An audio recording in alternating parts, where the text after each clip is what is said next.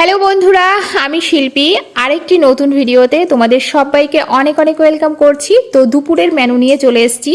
খুব অল্প করে দেখাবো রেসিপিগুলো, কারণ আমি ডিটেলসে পরে রেসিপিগুলো তোমরা চাইলে দিয়ে দেবো, অসুবিধা নেই।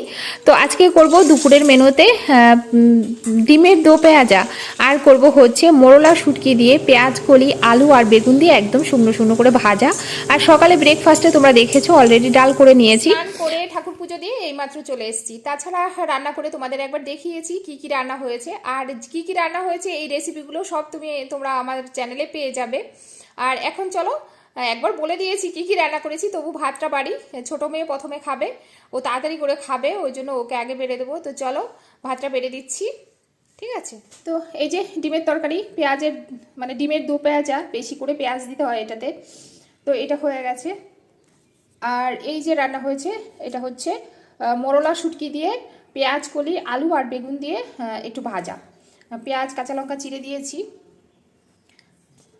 আর এখানে রয়েছে এই যে পাতলা করে মুসুর ডাল। এই হচ্ছে এই যে এটা হচ্ছে তোমার মোরলা শুটকি মাছ দিয়ে, মোরলা শুটকি দিয়ে পেঁয়াজ কলি আলু দিয়ে ভাজা।